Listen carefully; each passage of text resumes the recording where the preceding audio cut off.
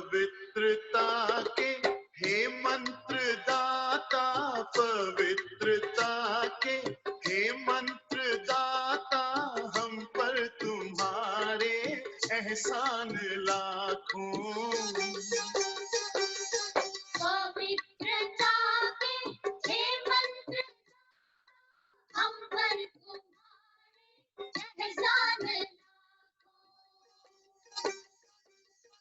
तुम्हारी शिक्षा से चल रहे हैं, तुम्हारी शिक्षा से चल रहे हैं, सन्मार्ग पर अब इंसान लाखों।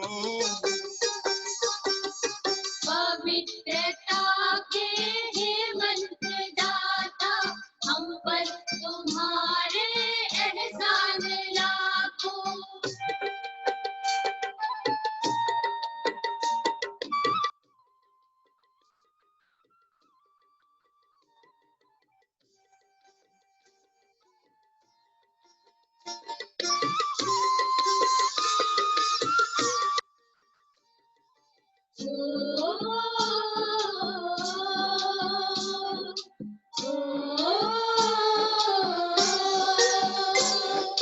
तुमने भटकतों को रोशनी दी,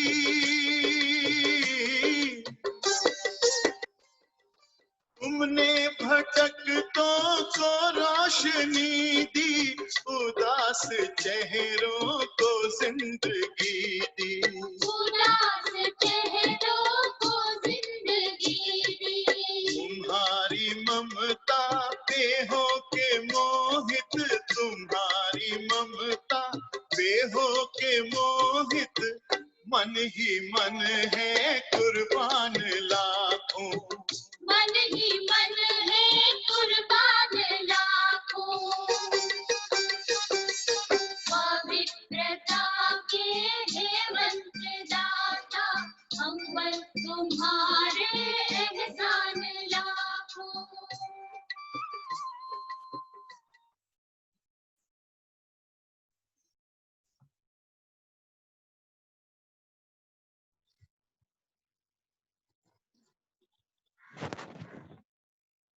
सभी को ओम शांति। संपूर्ण पवित्रता किताब के रीडिंग सेशन में आपका स्वागत है, स्वागत है, स्वागत है। कल के दिन हमने बाबा की बहुत प्यारी बातें सुनी। ये अव्यक्त शिक्षाएं हमें संपूर्ण बनाती जाएंगी। तो कल की बात की रिवीजन थोड़ी करते हैं। कल बाबा ने सुनाया सफलता मूर्त बनने के लिए 2 बातों की आवश्यकता है, एक तो प्यूरिटी और दूसरा यूनिटी। प्यूरिटी माना सिर्फ ब्रह्मचर्य को नहीं कहा जाता है, लेकिन संकल्प, स्वभाव, संस्कार, इन 3 बातों में प्यूरिटी। उसमें बाबा ने कहा अगर किसी के प्रति ईर्ष्या या घृणा का संकल्प है तो यह भी इम्प्यूरिटी ही कहेंगे, और इसके कारण हम अपनी कमाई समाप्त कर देते हैं। एक दूसरे से अगर ईर्ष्या या घृणा का भाव है तो उसके कारण हम बाबा से दूर हो जाते हैं। इसके बजाय बाबा ने कहा अपनी रूहानियत की वृत्ति, रूहानियत की शक्ति बढ़ाओ, जिससे आपस में एक दूसरे के साथ संस्कारों का मिलन कर सको। ऐसे होता है कि किसी के साथ संस्कार मिलन बिल्कुल नहीं होता है, तो बाबा ने उसके लिए क्या कहा? बाबा ने कहा कोशिश करके भी उनके साथ संस्कार मिलाओ, क्योंकि ये यूनिटी, स्वभाव संस्कारों का मिलाना, ये भी बाबा की प्रत्यक्षता का आधार है। जैसे ज्ञान सुनाते हो आप सभी भाई बहन, तो सभी लेसन्स जो है 7 दिन के कोर्स के, वो एक समान देते हो। कहते हैं कि इनका तो बोल एक है, इनका तो चित्र भी एक जैसा होता है, इनकी तो ड्रेस भी एक जैसी होती है। ऐसे ही आपस में स्वभाव संस्कार मिला करके चलेंगे, तभी बाबा की प्रत्यक्षता में हम यथार्थ रीति से मददगार बन सकते हैं। इसका भी बल होता है। तो प्यूरिटी की परिभाषा में बाबा ने बच्चों को सर्व विकारों का अंश मात्र भी समाप्त करने के लिए कहा है। इतने ऊंचे ते ऊंचे कार्य को संपन्न करने के लिए निमित्त बने हैं, तो किसी विकार का जो ईर्ष्या और घृणा है उसका अंश मात्र भी ना हो। वैसे बाबा ने कहा आप सभी श्रेष्ठ कार्य के लिए निमित्त बने हुए हैं। चाहे बाबा के घर में रहने वाले भाई बहने हैं, चाहे प्रवृत्ति में रहते हुए ट्रस्टी होकर के रहने वाले भाई बहने हैं, सभी निमित्त हैं, ईश्वरीय कार्य में मददगार बने हुए हैं। तो बाबा ने कहा आप तो महारथियों की लिस्ट में हो अभी, तो अंत तक भी महारथी की लिस्ट में ही रहेंगे ना। तो अंत तक ऐसे विशेष पार्टधारी, मददगार, ऐसे श्रेष्ठ पार्टधारी बनकर रहने के लिए बाबा ने ईर्ष्या और घृणा इन दो विकारों के अंश मात्र को भी समाप्त करने के लिए कहा है। ईर्ष्या को समाप्त करने के लिए युक्तियां रचनी है कि हम अपने को किसी के साथ कंपेयर न करें। अगर किसी को कोई प्राप्ति होती है तो बाबा ने कहा दूसरी की प्राप्ति में आंख जाना, ये भी बुरी बात मानते हैं ना लौकिक रीति। किसी की कमाई में अगर हमारी आंख जाती है तो इसको बुरा माना जाता है, क्योंकि वो उन्होंने भाग्य पाया है किसी न किसी मेहनत से, पुरुषार्थ से, चाहे इस जन्म में मेहनत की हो, चाहे पिछले जन्म में कोई मेहनत की होगी, जिस कारण उस आत्मा को वो भाग्य प्राप्त हुआ है। अगर हमें भाग्यशाली बनना है, प्यार चाहिए, मान चाहिए, स्टेज चाहिए, तो पहली बात तो बाबा ने सिखाई है कि गुप्त रहने का महत्व सीखो। अगर अभी नामी ग्रामी हो जाएंगे तो कच्चा फल खा लेंगे और भविष्य के लिए जमा का खाता खाली रह जाएगा। और अगर कुछ भाग्य पाना है तो मेहनत से पाना है। मेहनत से पाया हुआ प्यार, अपनी मेहनत से पाया हुआ मान, अपनी मेहनत से पाया हुआ भाग्य सदाकाल का होगा, अविनाशी होगा।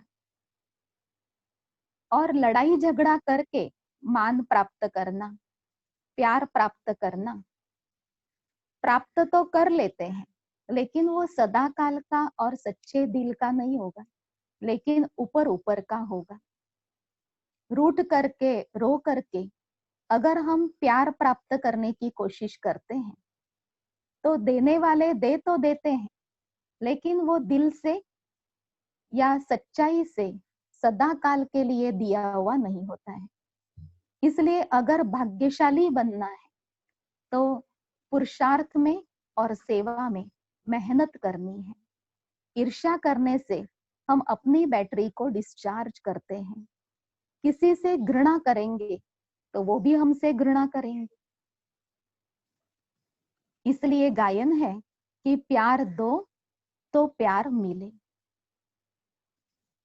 अगर प्यार चाहिए तो घृणा करने से प्यार नहीं मिलेगा, लेकिन प्यार देंगे, सहयोग देंगे, सेवा करेंगे तो प्यार मिलेगा, मान मिलेगा, वो भी अविनाशी होगा, सदा काल का होगा और सच्चे दिल का होगा।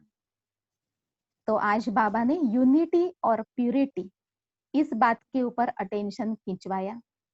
बाबा ने कल की मुरली में ब्राह्मण स्वरूप का बहुत बहुत महत्व बताया।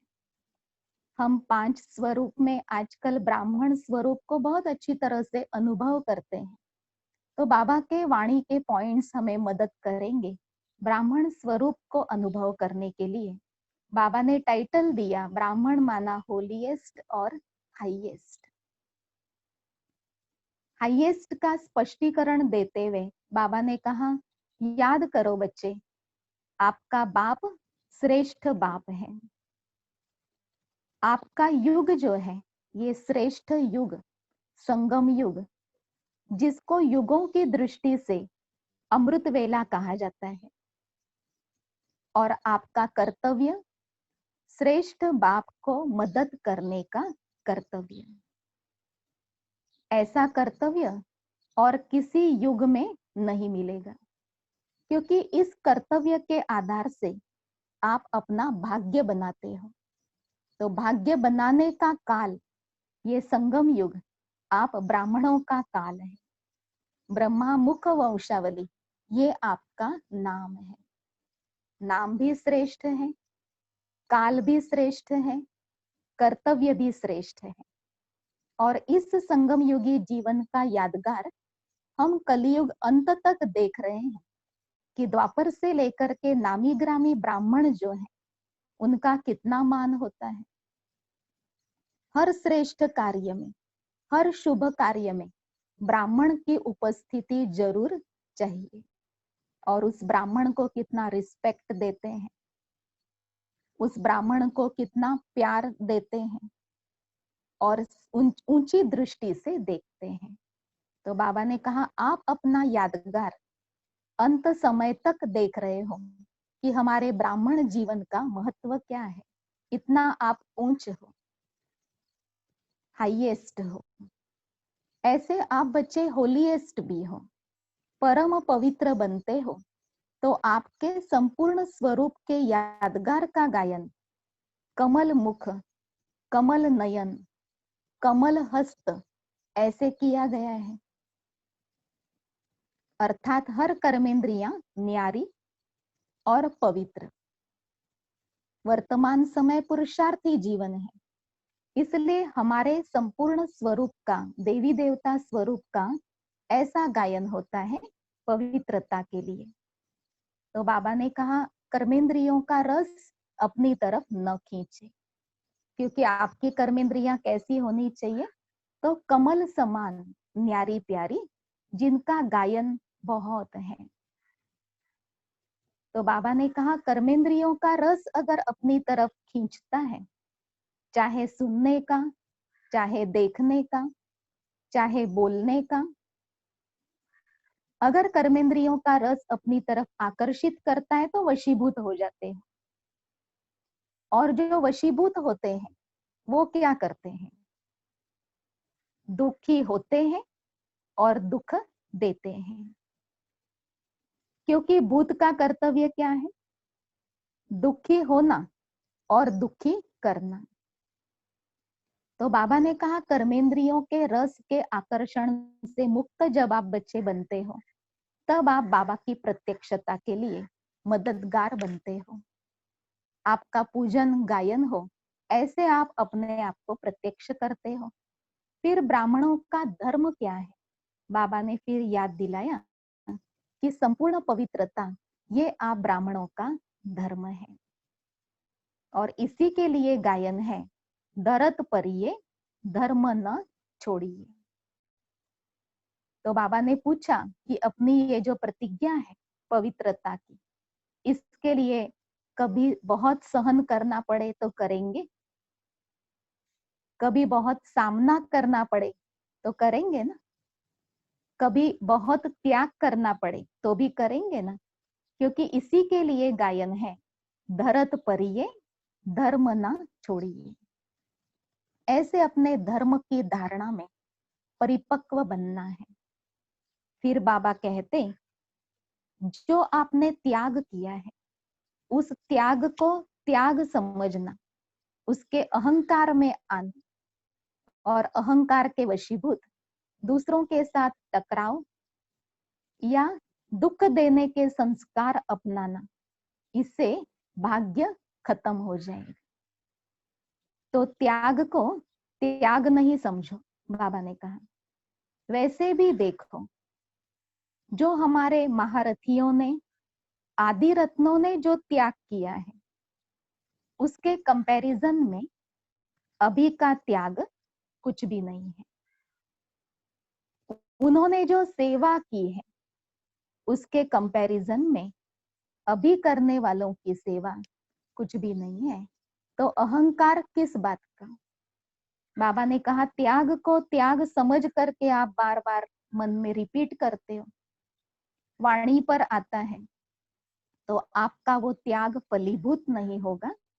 जैसे एग्जाम्पल है कि बलि चढ़ाते हैं भक्ति मार्ग में, तब पशु अगर चिल्लाता है तो वो बलि महाप्रसाद नहीं माना जाता है।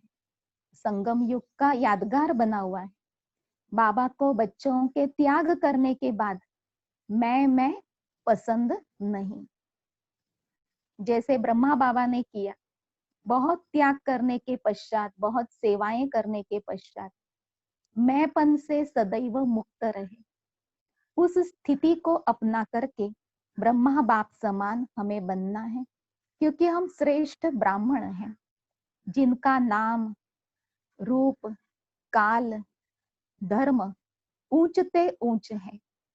तो कर्म भी ऊंचते ऊंच होने चाहिए ना। फिर बाबा ने कहा अंतिम आहुति तो आपको ही डालनी है। जो भी हद की बातें आपने अपने पास रखी हुई है, तो जब तक आप बच्चे आहुति नहीं डालेंगे तब तक पुरानी दुनिया की आहुति इस महायज्ञ में नहीं पड़ेगी। बेहद की आहुति डालनी है। तो बाबा ने कहा सूक्ष्म में भी मैं और मेरापन का त्याग, ये बहुत बड़ा त्याग है। फिर आज हमें सुनना है सुहागिन बनने के लिए क्या क्या धारणाएं होनी चाहिए। सुहाग और सुहागिन, इस विषय को लेकर के बाप दादा समझा रहे हैं। सदा भाग्य की निशानी है पवित्रता। बाप दादा बच्चों के सुहाग और भाग्य को देख रहे हैं। सुहाग का तिलक और भाग्य का लाइट का क्राउन है। सुहाग का तिलक है और भाग्य का लाइट का ताज। ताज और तिलकधारी अर्थात सुहाग और भाग्य वाले सदा सुहाग की निशानी है अविनाशी स्मृति का तिलक। अपना सुहाग कैसे संभालना है, बाबा बता रहे हैं कि अविनाशी स्मृति का तिलक कायम हो। सदा भाग्य की निशानी है पवित्रता और बाप द्वारा सर्व प्राप्तियां अर्थात लाइट का क्राउन। स्मृति कम तो तिलक भी स्पष्ट चमकता हुआ दिखाई नहीं देगा। चमकता हुआ तिलक सदा बाप के साथ रहने के सुहाग की निशानी है। और तिलक चमकेगा कैसे? तो सदैव स्मृति में रहने से। ऐसी सुहागिन तिलकधारी व सदा सुहागिन होने के कारण सदा विश्व के आगे श्रेष्ठ अर्थात उच्च आत्मा दिखाई देती है। सभी अपने इस स्वरूप में स्थित हो जाइए कि हम बाबा की सजनी हैं, शिव साजन है हमारा। चाहे भाई हैं चाहे बहनें हैं, लेकिन हर एक आत्मा रूपी सजनी है और सबका साजन एक ही शिव साजन है, मेल हो चाहे फीमेल। तो सभी अपने सुहागिन स्वरूप को अनुभव करें कि हमारा सुहाग, हमारा तिलक कौन सा है? तो स्मृति का तिलक है। ऐसे सुहागिन तिलकधारी व सदा सुहागिन होने के कारण सदा विश्व के आगे श्रेष्ठ अर्थात उच्च आत्मा दिखाई देती है। जैसे लौकिक रूप में भी सुहागिन को श्रेष्ठ नजर से देखते हैं और हर श्रेष्ठ कार्य में सुहागिन को ही आगे रखते हैं। अगर सुहाग गया तो संसार गया, ऐसे लौकिक में भी माना जाता है। इसी प्रकार अलौकिक जीवन में भी हर आत्मा एक साजन की सजनी है अर्थात सुहागिन है। बाबा ने कहा अलौकिक जीवन में भी हर आत्मा क्या है? अलौकिक शिव साजन की सजनी है। चाहे मानो चाहे नहीं मानो, चाहे पहचानो चाहे नहीं पहचानो, चाहे उनको याद करो चाहे उनको याद नहीं करो, लेकिन बाबा ने कहा सभी आत्माएं सजनियां हैं, पार्वतियां हैं, और सबका साजन एक शिव साजन है। सदा अपने सुहाग के तिलक को देखते हो। सदा एक की ही लगन में मगन रहने की निशानी स्मृति का तिलक और सुहाग का तिलक है। सदा एक की लगन में मगन रहना, बाबा कहते यही स्मृति का तिलक है, सुहाग का तिलक है। अगर तिलक मिट जाता है तो गोया अपने सुहाग को मिटा देते हैं।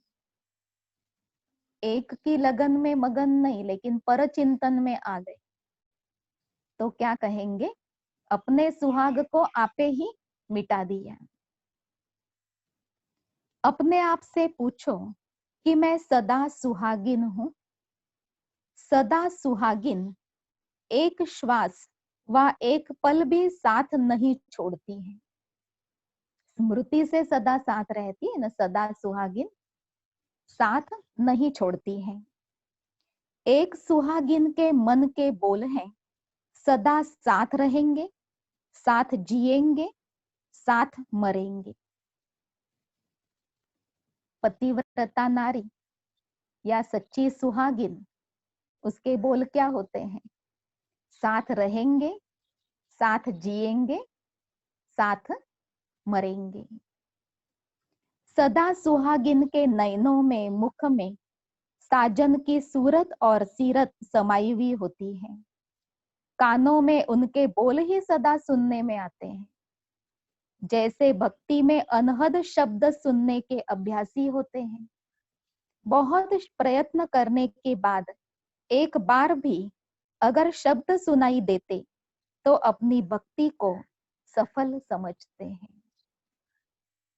अच्छे अच्छे भक्त अनहद जाप सुनने के लक्ष्य रखते हैं, लगन में होते हैं, और उनको अगर आपे ही वो शब्द सुनाई देते हैं कानों में तो अपने को बहुत बहुत भाग्यवान अनुभव करते हैं।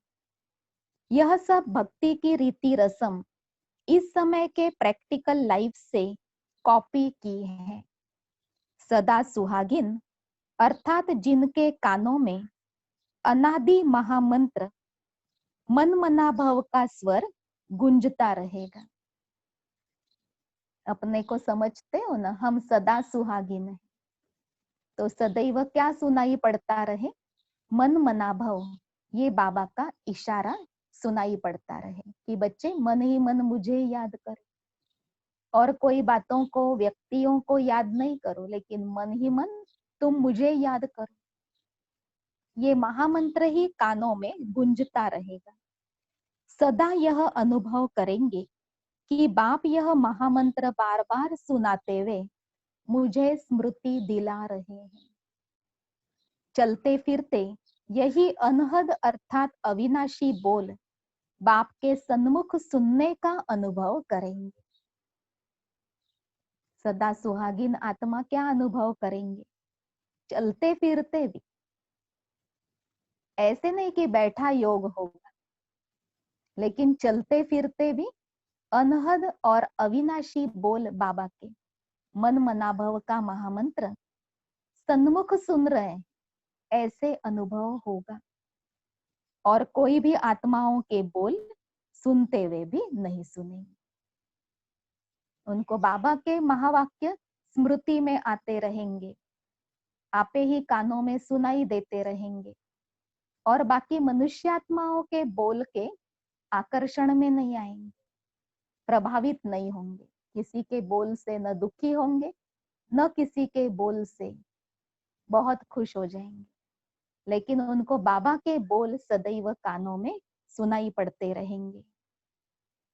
बस तुम्ही से बोलूं, तुम्ही से सुनूं, व तुम्हारा सुनाया हुआ ही बोलूं। ऐसी स्टेज सदा सुहागिन की ही होती है। तुम्ही से बोलूं, तुम्ही से सुनो, या तुम्हारा सुनाया हुआ ही बोलूं। ऐसी स्टेज किसकी होगी? जो बाबा के लगन में मगन होंगे, जिनका अविनाशी नाता बाबा से होगा, जिनको बाबा के बोल का महत्व होगा, जो बाबा का कहना मानते होंगे, उनकी स्टेज जो है वो ऐसी पावन स्टेज होगी जैसे दिल से सदैव बाबा के समीप और सन्मुख होंगे। तो बाबा ने कहा ये स्टेज तो केवल सदा सुहागिन की ही होगी। ऐसे सदा सुहागिन संकल्प में भी अन्य आत्मा प्रति एक सेकंड भी स्मृति में नहीं लाएगी, अर्थात संकल्प में भी किसी देहधारी के झुकाव में नहीं आएगी। लगाव तो बड़ी बात है, झुकाव भी नहीं। किसी भी आत्मा के प्रति लगाव झुकाव उनको नहीं होगा। लगाव अर्थात अटैचमेंट, बाबा कहते वो विकार है, वो भी कड़ा भूत है जो बाबा से बुद्धि योग तोड़वा देता है। तो लगाव तो बड़ी बात है, लेकिन बाबा ने कहा सूक्ष्म झुकाव भी उनको किसी के प्रति नहीं होगा। झुकाव माना ये अच्छे लगते हैं। तो जो सुहागिन आत्मा है उनको किसी देहधारी के प्रति झुकाव नहीं होगा। जैसे लौकिक जीवन में भी पर पुरुष प्रति संकल्प करना व स्वप्न में भी आना सुहागिन के लिए महापाप गिना जाता है, ऐसे ही अलौकिक जीवन में भी अगर संकल्प मात्र भी, स्वप्न मात्र भी कोई देहधारी आत्मा तरफ झुकाव हुआ तो सदा सुहागिन के लिए महापाप गिना जाता है। बाबा ने कहा किसी आत्मा के प्रति थोड़ा भी झुकाव अगर आप बच्चों का हुआ तो आप तो सदा सुहागिन हो ना, आपके लिए वो महापाप है। तो जैसे किसी बहन का किसी भाई के प्रति अटैचमेंट या आकर्षण, भाई का किसी बहन के प्रति आकर्षण ये महापाप, ऐसे ही किसी बहन का बहन के प्रति, किसी भाई का भाई के प्रति झुकाव हो, आकर्षण हो तो ये भी महापाप ही है। इसकी भी गहराई को समझ करके सदा सुहागिन बनना है। लगाव तो बड़ी बात है, झुकाव भी नहीं। तो सदा सुहागिन अर्थात एक बाप दूसरा न कोई, ऐसे सुहाग का तिलक लगा हुआ है। माया तिलक मिटा तो नहीं देती, सदा सुहाग के साथ सदा भाग्य। सिर्फ सुहाग नहीं लेकिन भाग्य भी, अर्थात भाग्यवान भी हो। सदा भाग्यवान की निशानी है लाइट का क्राउन। सदा भाग्यवान की निशानी है लाइट का ताज। उस ताज की प्राप्ति का आधार है प्यूरिटी और सर्व प्राप्ति। जैसे लौकिक दुनिया में भी भाग्य की निशानी राज्य अर्थात राजाई होती है और राजाई की निशानी ताज होता है, ऐसे ईश्वरीय भाग्य की निशानी लाइट का क्राउन है। संपूर्ण प्यूरिटी अर्थात मनसा में भी किसी एक विकार का अंश भी न हो और सर्व प्राप्ति अर्थात ज्ञान, सर्व गुण और सर्व शक्तियों की प्राप्ति। अगर कोई भी प्राप्ति की कमी है तो लाइट का क्राउन स्पष्ट दिखाई नहीं देता है। ताजधारी बनना है ना, अगर ये लाइट का क्राउन प्राप्त करना है तो बाबा ने कहा प्राप्तियां अनुभव करते चलो, बढ़ाते चलो। ज्ञान, गुण और शक्तियों की प्राप्ति ये योगी जीवन का लक्ष्य है। बार बार मेहनत के बाद वह अटेंशन रखने के अभ्यास के बाद अल्प समय के लिए स्वयं को डबल लाइट अनुभव करेगा। अगर कोई अप्राप्ति है, अगर किसी प्राप्ति की कमी है, तो लाइट का क्राउन स्पष्ट दिखाई नहीं देगा। अपवित्रता और अप्राप्ति के बादलों में छिपा हुआ दिखाई देगा। स्वयं को सदा लाइट आत्मिक रूप में अनुभव नहीं करेगा।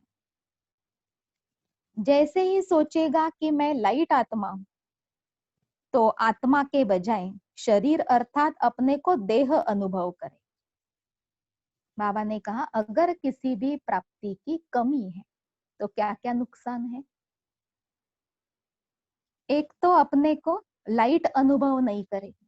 बहुत बार मेहनत के बाद, अटेंशन के बाद अल्प समय के लिए स्वयं को डबल लाइट अनुभव करेगा। सोचेगा कि मैं आत्मा लाइट स्वरूप हूं, लेकिन देह ही याद आएगी।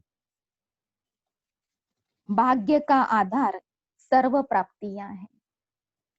सर्व प्राप्तियों की निशानी है अविनाशी खुशी। सदा भाग्यवान सदा खुश होगा। भाग्य कम तो खुशी भी कम। खुशी कम अर्थात सदा भाग्यवान नहीं।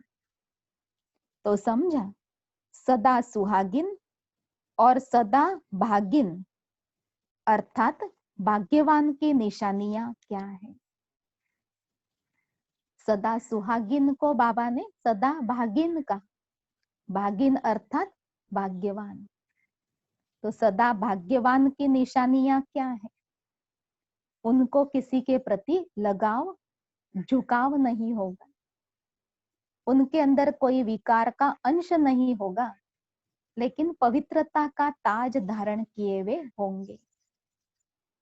उनके अंदर सदैव मन मना भव का मंत्र आपे ही स्मृति में आता रहेगा। जैसे उनके कानों में बाबा का निरंतर योग का डायरेक्शन गूंजता रहेगा कि किसी को याद नहीं करो बच्चे, सिर्फ मुझे याद करो। तो चलते फिरते अनुभव करेंगे, ऐसे नहीं कि बैठ करके अनुभव करेंगे, लेकिन चलते फिरते भी मन मनाभव की स्थिति का स्वरूप बनते जाएंगे। तो सदा सुहागिन की स्टेज क्या होगी। एक तुम्ही से खाऊं, एक तुम्ही से बात करूं, एक तुम्ही से सुनूं और एक तुम्ही ने सुनाया हुआ सुनाऊं, बताऊं। ऐसे एक व्रता होंगे। तो अपने को चेक करके सदा सुहागिन बनने की दिशा में आगे बढ़ते जाना। अगर बुद्धि का कनेक्शन किसी अन्य आत्माओं के साथ है, तो बाबा ने कहा सोचो आप स्वयं ही स्वयं का सुहाग मिटा देते हो। अपना तिलक आप स्वयं ही मिटा देते और अपना भाग्य कम कर देते हो। फिर मेहनत का अनुभव करते, मुश्किल का अनुभव करते, तो स्वयं से ही स्वयं अपने आप पर घात करते हो। बाबा ने कहा स्वयं ही स्वयं का नुकसान करते हो। अब तो सब बातें सामने रखते हुए स्वयं को चेक करो कि मैं कौन हूं। सदा सुहागिन, सदा भागिन हूं, मैं ऐसी आत्मा हूं। ऐसे बाबा ने कहा चेक करो। अपने को इस ड्रामा के अंदर विशेष पार्ट बजाने वाले, विशेष पार्टधारी समझते हो। विशेष पार्ट की विशेषता क्या है उसको जानते हो।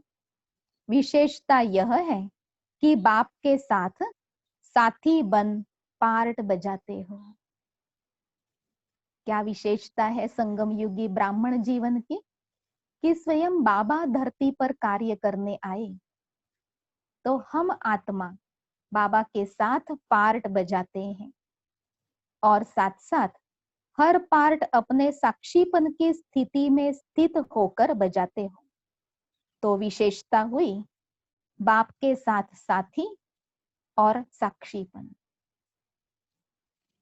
बाबा ने कहा विशेषता क्या हुई आपके पार्ट की, बाप के साथ साथी और सबके साथ अपना पार्ट देखने वाले साक्षी।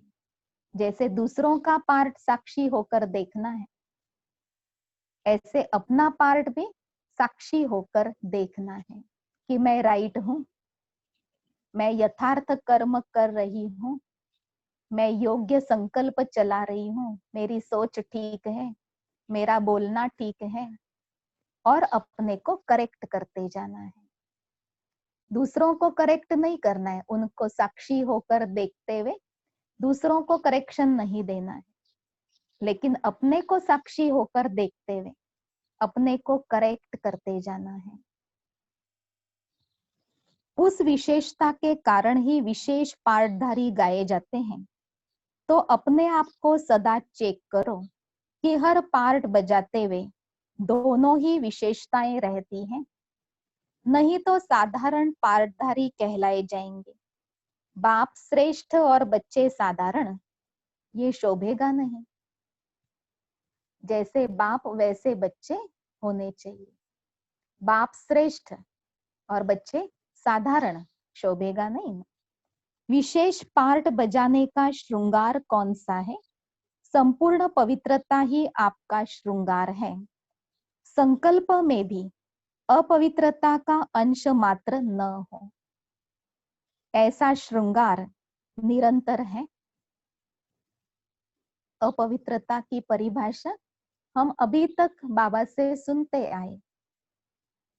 कोई विकार का अंश न हो। जैसे बड़े बड़े विकार बताए 5, ऐसे फिर छोटे विकार, लगाव, झुकाव, कर्मेंद्रियों के रस की तरफ आकर्षण, ईर्ष्या, घृणा, कोई भी विकार का अंश मात्र न हो, ये है संपूर्ण पवित्रता। और बाबा कहते ये संपूर्ण पवित्रता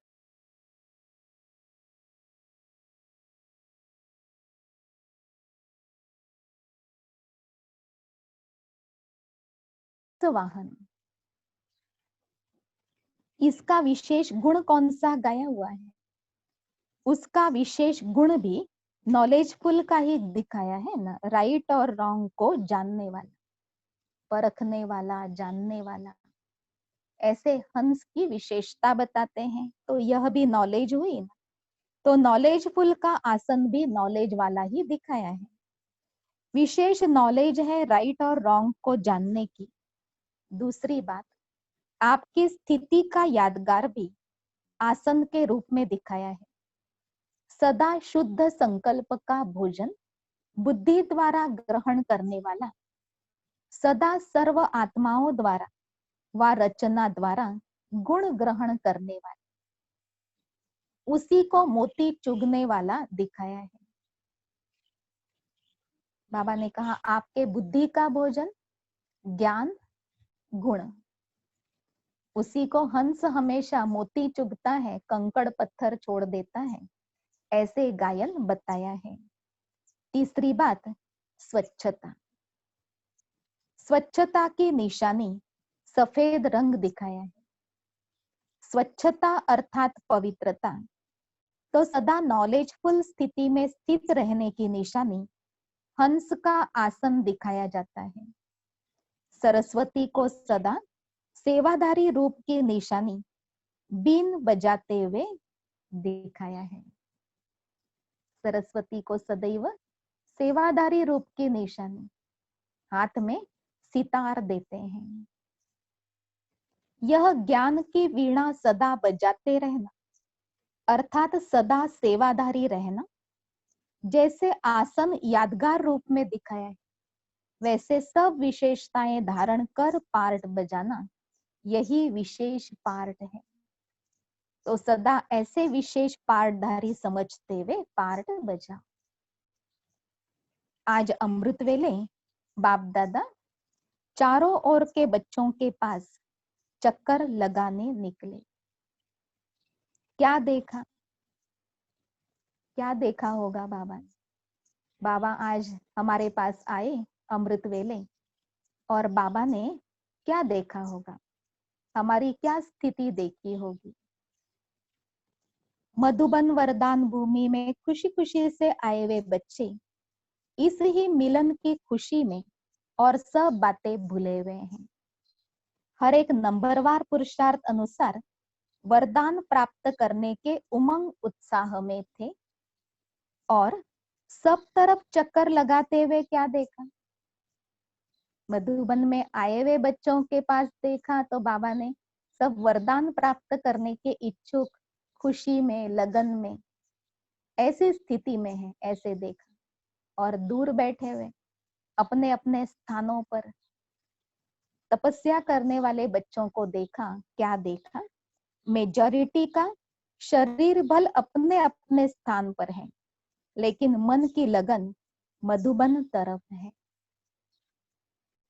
अमृत वेले हम 4 धाम का चक्कर लगाते हैं ना, सभी ने अभ्यास कर लिया होगा कि हम मधुबन के चारों धाम का चक्कर अपने अपने स्थान पर बैठे हुए अमृत वेले जरूर लगाएं।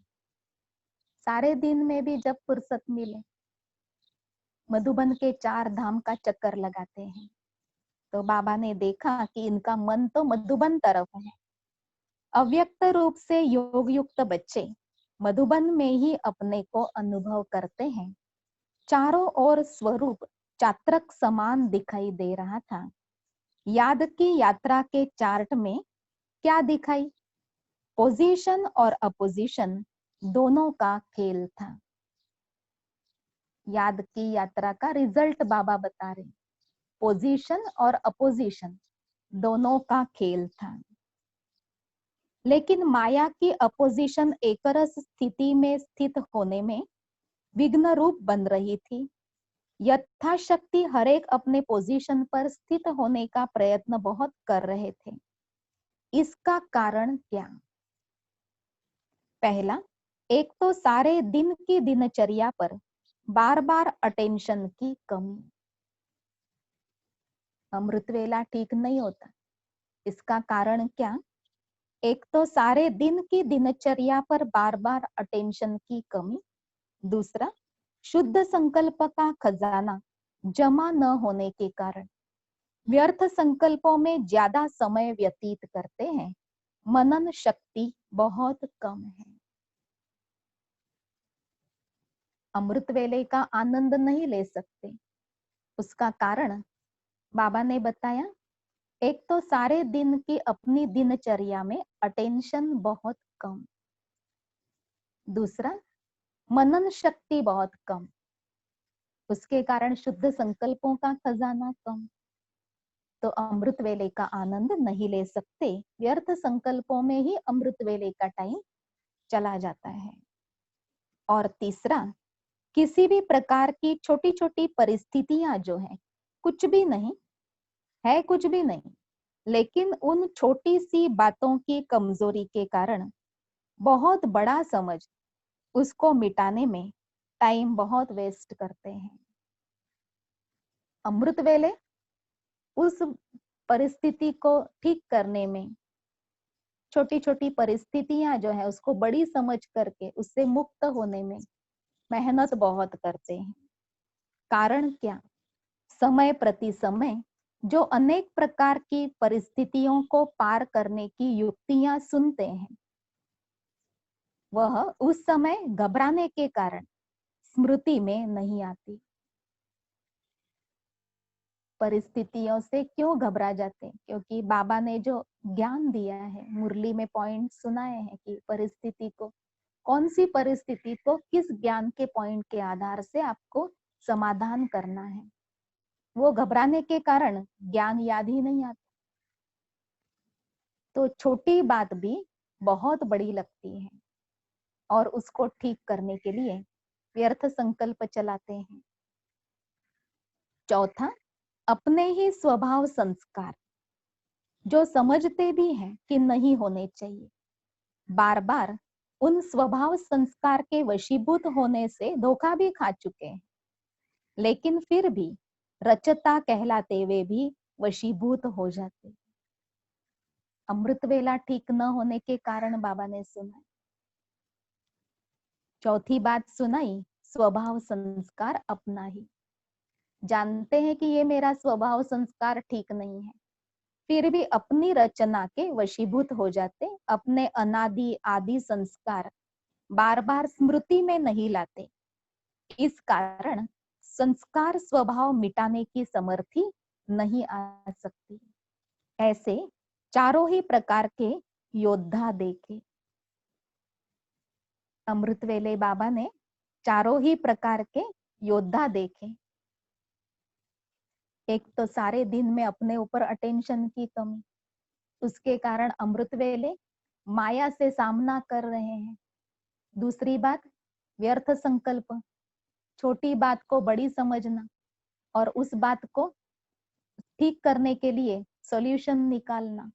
ज्ञान की विस्मृति, अपने स्वभाव संस्कारों की कमी, उसके वशीभूत होकर के स्वयं से डिप्रेशन, स्वयं से निराश होते। तो बाबा ने कहा, ऐसे बाबा ने अमृत वेले 4 प्रकार के योद्धा देखे। योद्धा शब्द सुनकर हंसी आती है। बच्चों को बाबा जब टाइटल देते योद्धा, तो बच्चों को हंसी आती है। और जिस समय प्रैक्टिकल एक्ट में आते हो, उस समय हंसी आती है। जिस समय माया से, व्यर्थ संकल्पों से, परिस्थिति से, अपने स्वभाव संस्कार से युद्ध करने वाले बन जाते, उस समय भी हंसी आनी चाहिए कि ये हम क्या कर रहे हैं, बाबा हमको क्या बनाना चाहते हैं और हम ये क्या कर रहे हैं। बाप दादा को ऐसा खेल देखते हुए बच्चों पर रहम और कल्याण का संकल्प आता है। अब तक मेजॉरिटी व्यर्थ संकल्पों की कंप्लेंट बहुत करते हैं। व्यर्थ संकल्प के कारण तन और मन दोनों कमजोर हो जाते हैं। बाबा ने कहा, व्यर्थ संकल्प के कारण तन और मन दोनों कमजोर हो जाते हैं। आप इसके ऊपर विचार सागर मंथन करके कम से कम 10 पॉइंट्स निकालना कि हमारे व्यर्थ संकल्प के कारण कैसे हमारा तन कमजोर होता है और हमारा मन कमजोर होता है। आप ये पॉइंट्स निकालना तो अपने पुरुषार्थ में बहुत मदद मिलेगी। व्यर्थ संकल्प का कारण क्या सुनाया ना, अपनी दिनचर्या को सेट करना नहीं आता। बाबा ने कहा, व्यर्थ संकल्प का कारण क्या, अटेंशन भी क्यों नहीं रहता, कारण अपनी दिनचर्या को सेट करना नहीं आता। जो स्थूल रीति दिनचर्या है वो तो चलो दूसरों के साथ मिलते, कभी बड़ों के कहने अनुसार करना है, कभी साथियों के कहने अनुसार करना है, परंतु अपनी मन की दिनचर्या को सेट करना ये हर एक के अपने अपने कंट्रोल में है। तो उसको सेट करना नहीं आता, इसलिए व्यर्थ संकल्प आते हैं। अमृत वेले रोज दिनचर्या तन की और मन की सेट करो। जैसे तन की दिनचर्या बनाते हो कि सारे दिन में यह कर्म करना है, वैसे अपने स्थूल कार्य के हिसाब से मन की स्थिति को भी सेट करो। जैसे अमृत वेले याद की यात्रा का समय सेट है, तो ऐसे सुहावने समय पर, जबकि समय का भी सहयोग है, बुद्धि सतो प्रधान स्टेज का सहयोग है, ऐसे समय पर मन की स्थिति भी सबसे पावरफुल स्टेज की चाहिए। पावरफुल स्टेज अर्थात बाप समान बीज रूप स्टेज। अमृत वेले कैसी स्टेज चाहिए, बाप समान बीज रूप स्टेज। तो यह अमृत वेले का जैसा श्रेष्ठ समय, वैसी श्रेष्ठ स्थिति होनी चाहिए। साधारण स्थिति में तो कर्म करते भी रह सकते हो, लेकिन यह विशेष वरदान का समय है। तो अमृत वेले साधारण स्थिति न हो, व्यर्थ संकल्प या योद्धा की स्थिति न हो, ये बाबा का डायरेक्शन है। इस समय को यथार्थ रीति यूज न करने का कारण सारे दिन की याद की स्थिति पर प्रभाव पड़ता है। तो पहला अटेंशन अमृत वेले की पावरफुल स्थिति की सेटिंग करो। ये तो अपने कंट्रोल में है कि हम अपनी स्थिति क्या हो, संकल्प क्या हो, अमृत वेले वो स्वयं सेट करें। दिन में भी हमारी कर्म करते हुए मन की स्थिति क्या हो, कर्म करते हुए हम कौन से आत्मिक स्वमान का अभ्यास करेंगे, ये हमारे कंट्रोल में। कई हमेशा कंप्लेंट करते हैं कि क्या करें, साथी ऐसे हैं, इसके कारण हम दिनचर्या ऐसी अच्छी नहीं बना सकते। या जो अकेले हैं, उनके पास भी कोई गेस्ट आ गए अचानक, उनके पास भी कोई ऐसे बात आ गई, किसी का फोन आ गया, तो कहते इस कारण से, दूसरों के कारण से हमारी दिनचर्या ठीक नहीं रहती। लेकिन किसी भी स्थूल कार्य को करते हुए हमारी मन की स्थिति क्या होनी चाहिए, ये हमारे अधिकार में है। तो अपना अधिकार हम यूज करके तीव्र पुरुषार्थी बने, दूसरों का बहाना न दें। भले अचानक गेस्ट आए, उस समय पर हमारी मन की स्थिति क्या हो, किसी के आने को दोष नहीं दे। किसी ने अचानक हमें कोई कार्य दिया, जैसे यज्ञ में रहते बड़ों ने अचानक कोई कार्य दिया जो पहले से बताया नहीं गया था, तो कहते हैं कि मैनेजमेंट ठीक नहीं है। लेकिन अपने मन की मैनेजमेंट ठीक करना, ये हर एक आत्मा राजा अपना अधिकार यूज करे। तो बाबा ने समझाया कि अपनी अगर दिनचर्या में मनचर्या ठीक रखेंगे तो अमृत वेले आप पावरफुल स्थिति में स्थित हो सकेंगे, और अमृत वेला ठीक तो सब कुछ ठीक। कल फिर मिलेंगे, अगले पॉइंट सुनेंगे। अभी हम ऐसी श्रेष्ठ स्थिति में स्थित होकर बाबा को याद करते हैं। चलिए अपने आप को देखें।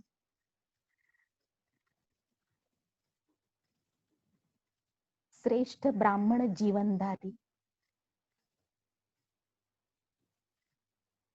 भाग्यवान आत्मा,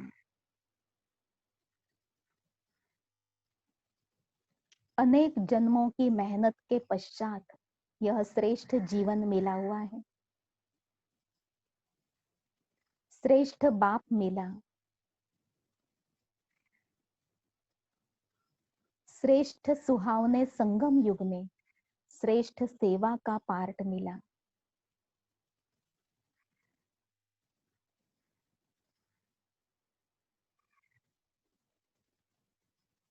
संपूर्ण निर्विकारी बनने की दिशा मिली।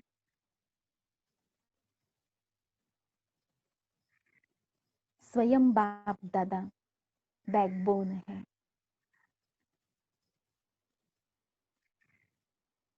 मैं आत्मा सदा सुहागिन हूं। सारा दिन हर कर्म करते हुए बाबा को साथी अनुभव करेंगे। कभी बाबा के सन्मुख, कभी बाबा के समीप, कभी साथी के रूप में हर कर्म करेंगे तो साधारण कर्म भी विशेष कर्म के रूप में यादगार बन जाएगा। स्वमान है, मैं आत्मा सदा सुहागिन हूं। मेरे सुहाग का तिलक संभालने का कर्तव्य मेरा स्वयं का है। मेरा सुहाग है स्मृति, मन मना भव की स्थिति। मुझे मेरे सुहाग को सदैव संभालना है। ओम शांति।